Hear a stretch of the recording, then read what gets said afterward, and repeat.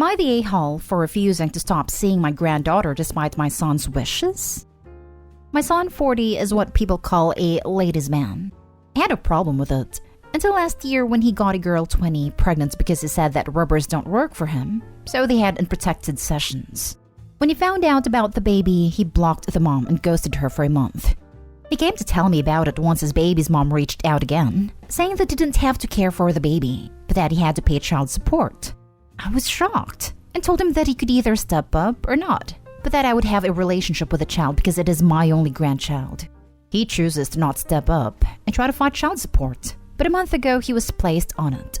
Now that my granddaughter Lily is born, I have been helping pay for everything because her mom is in college and my son quit his job so his payments would go down. I am very disappointed in him. I watch Lily during her mom's classes and pay for her to have a nanny so the mom can work hard to get her degree. Money is no problem for my family, but my son is very angry that I'm helping them out. He says that they should not get my money and that if the mom needed help, then she should have gotten rid of the baby.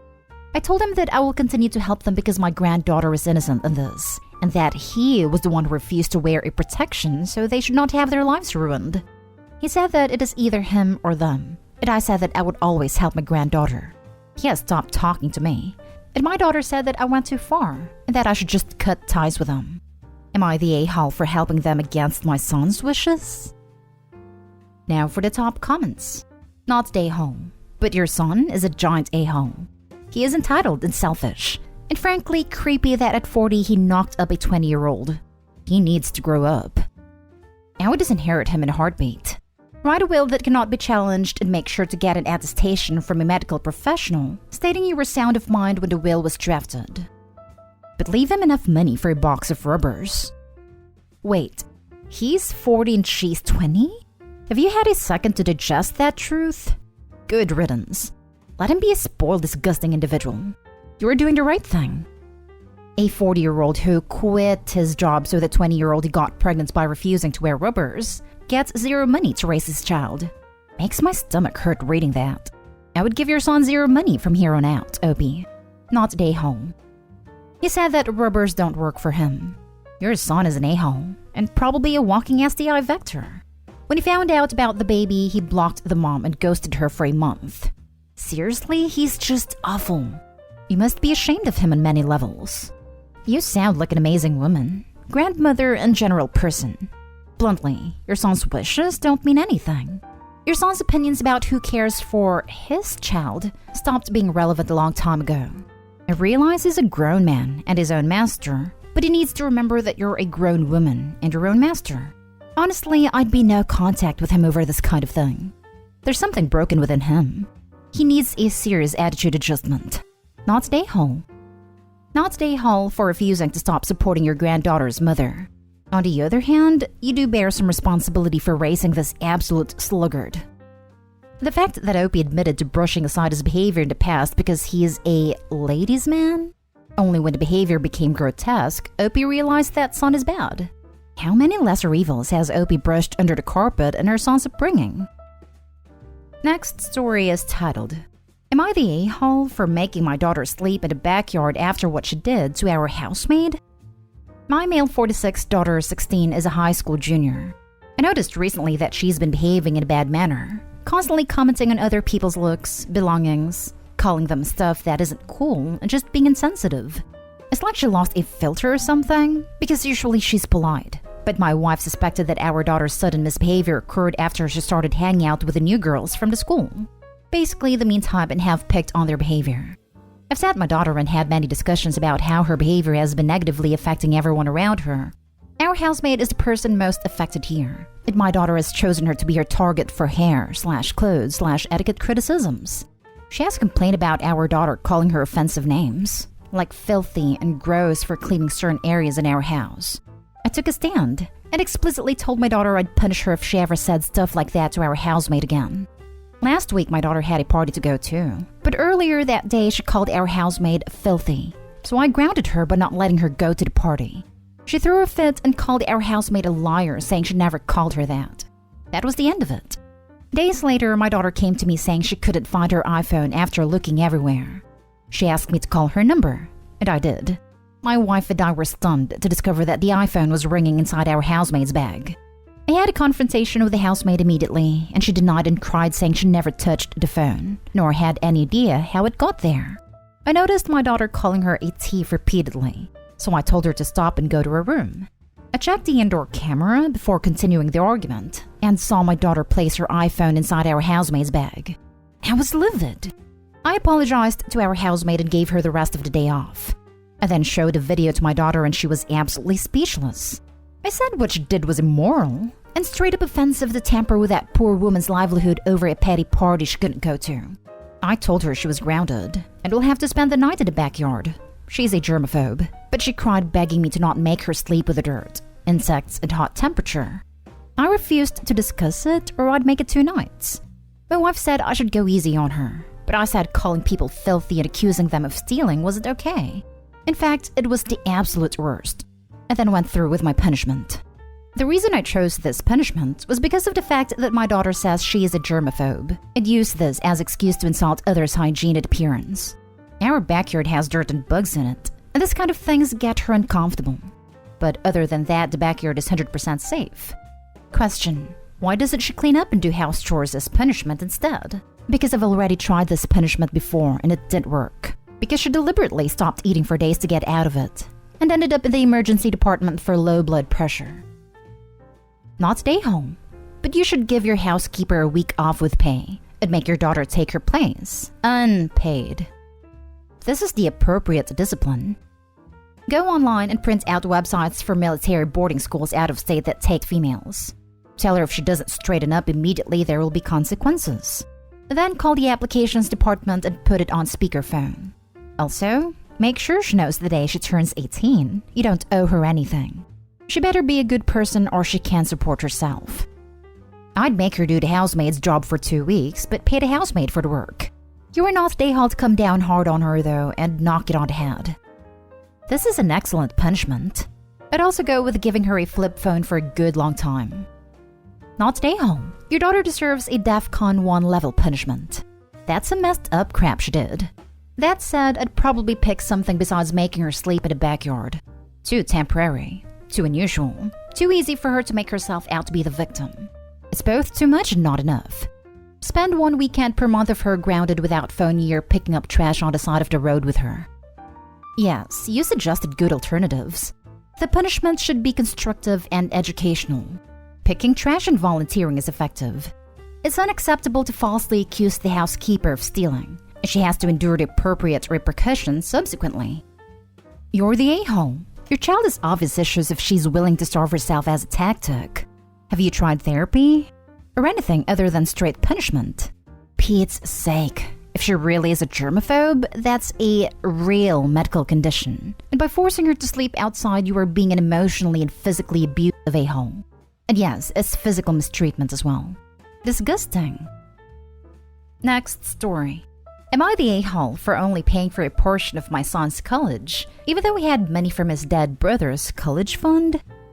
I, female 58, will always be a mother of my twin sons, Thomas and Sam. In the summer after they graduated when they were 18, Thomas passed away. I can't begin to explain how broken I was. At that point, Sam had already accepted an offer to go to an Ivy League school. My husband and I had about $100,000 each saved up for the boys. But Sam's school was so expensive that the money wouldn't cover it.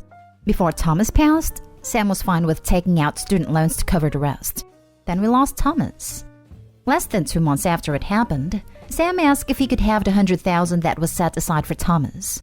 I lost it on him, but I told him that it was Thomas's money and not his, and it deserved to go to Thomas. This is where I might have been the a-hole, because Sam could have used that money, but he didn't get a cent of it. To be fair, my husband and I didn't get a cent of it either. We donated it all to various charities against drunk driving in memory of Thomas. That was all about 10 years ago. Sam took out student loans, but he's so young and already a very successful lawyer. I believe he's paid most of the loans off by now, possibly all. If it matters at all, my husband and I contributed a significant amount, about $50,000, to his law school tuition as well. I thought we were past it, but the other day Sam brought up how unfair it was for me to refuse to give him Thomas's money. We had a tearful argument over it, and now I just don't know what to think. If I could do it again, I still don't think I would give that money to Sam. Does that make me an a-hole? Edit. Because some people are confused about the way I worded things, here's a better explanation of the money. We had 2 separate college accounts for the boys. Each account had $100,000 in it. After Thomas passed, Sam still got the $100,000 he always knew would get. He just didn't get the additional $100,000 from Thomas's account. We never took money away from Sam. We just didn't give him any extra money that he wouldn't have had if Thomas had been alive. You're the a-hole, although I'm sorry for your loss. Your living son is grieving too. His life was forever affected by his brother's loss. You could have supported him and made it easier by helping him financially, but instead you made it clear that his brother's memory is more of a priority to you. Surely, Thomas would have wanted that money to help his brother. If I was your remaining child, I would have been so heartbroken. If I'm reading this right, they gave him $150,000 already, and they're an a-hole for not making it $250,000? Really? I don't think they are a-holes for not giving the money. It's the way they lashed out at their son that's so awful. They worded it in such a bad manner. That's the a-hole part. Let me ask, if you were reeling from your son's death and the body wasn't even cold and your other son asked for his money, would you feel happy/elated? You're pretty pissed off that your sons, their brothers, funds were more important to the other twin. Mild, you're the a-hole. Look, I get wanting to donate it to different charities. There's nothing wrong with that. But you should not have lashed out at your son like that. Your wording is horrible. You could have said, we want to donate it in Thomas's name, to people who have suffered like he had at the hands of drunk drivers. And that would have been okay. Your son wasn't an a-hole for asking the money, and you were not an a-hole for denying him. But the way you did it was awful. You should sit him down and apologize for the way you reacted back then. You did not need to lose it on him like that. That wasn't a question. I think Opie knows she was the a-hole for doing that, but she's just asking if she's the a-hole for not giving him the money. You're the a-hole. Why would you tell your son that his money deserved to go to his deceased brother? How does that make sense? $100,000 to an anti-drunk driving charity seriously just seems like they threw the money away in my opinion. $100,000 to college is productive. Throwing money to bloated charities that tell people not to do the things they already know not to do just sounds like a waste to me. Now for the last story. Am I the a-hole for asking my girlfriend not to eat so much? I know the title sounds bad, but this is a pretty specific situation, so please hear me out. I, 26 male, have been dating a woman we will call Ashley, 26 female, for about 3 months. Ashley grew up financially well off and relatively privileged, and it has been a point of friction in our relationship with her not understanding/grasping the level of poverty I and my family grew up with. It is also relevant to this story that Ashley is a heavier person and is a very vocal advocate for body positivity, and will very assertively and stand up to anyone shaming herself or others. The other person who is relevant to this story is my grandma, 70. My grandmother is a wonderful woman, but she is both very proud and very broke. She likes to have us over for dinner and is an excellent cook, but financially she can't really afford it. She refuses to take any money from me or anyone else and won't let anyone bring food, saying it's her responsibility to take care of the family. She also takes offense if you turn down the invitation. About a month ago, we had dinner with her and Ashley liked the food so much she went back for second and third large portions. This is not done in my family. We all take a single small portion, as the leftovers are what my grandmother has to eat for the week. So Ashley taking more meant my grandmother didn't eat for the next couple days. After the dinner, I explained this to Ashley, and she was shocked. I tried to bring my grandmother food, but she refused the charity out of pride. My grandmother has invited us to dinner again this weekend. Before we went, I tried to have a discussion with Ashley reiterating my grandmother's financial situation and asking that she try to only take a single smaller portion so my grandmother can have food for the week. I said we could go eat again after the meal if she was still hungry. Ashley got very angry at this and said she will not be shamed for her eating. She will not limit her food, and that no one other than her decides when she's had enough food. She also said I was fat shaming her. This whole ordeal has highlighted a lot of incompatibility issues, and I don't know if the relationship is going to last, but just want some other opinions on if I'm the a-hole. Am I the a-hole for asking my girlfriend to limit her eating? Edit. A lot of people are asking why I didn't tell my girlfriend before the first meal. To be frank, I didn't think of it. It hadn't occurred to me that someone would go to someone else's house and eat 2 days' worth of food in a sitting. Oh, I was ready with the judgments with the title and first paragraph, but not today, home. She could eat before or after. You're not shaming her. She just doesn't care about grandma. That's not a great quality. Agreed. If she doesn't care about an older lady who is being very kind and generous, warning there, then she should at least care that it is an important person to Opie. Additional warning. All the way around, it sounds like it's all about her and nobody else matters in the least. It also sounds like she has some past shaming issues that she's going to take out on people, regardless of what their actual intention was. I agree. It sounds like no matter what Opie says, she's going to see it as shaming. But her world doesn't revolve around Ashley. She definitely lacks some empathy. This is not about her at all. This is about Opie's grandma. Opie, my grandmother, is also a very proud lady who would not accept money or food. But she would accept a dinner invitation. Would your grandma accept if you invited her to your place or a restaurant to have a nice meal? That way it doesn't have to sound like charity. You could put it as returning the favor and having family time. She's literally taking food out of your grandma's mouth. The fact that she still has an attitude after you explain the situation? She's a massive a-hole. Not stay home. Dump her. Agreed, but also wondering why grandmother is so proud that she would rather not eat than allow her family to help her out. There comes a point where pride borders on stupidity. If your grandmother is so proud, how do you know that she won't eat for the rest of the week? Your grandmother is an adult who chooses to serve a certain amount of food and seems to get a lot of pleasure from feeding her family. It sounds to me like you are simultaneously fat-shaming Ashley. The issue has nothing to do with her weight. Why mention it? And infantilizing your independently living adult grandmother. You're the a-hole, in case that wasn't clear. Read this back to yourself and realize how stupid it sounds.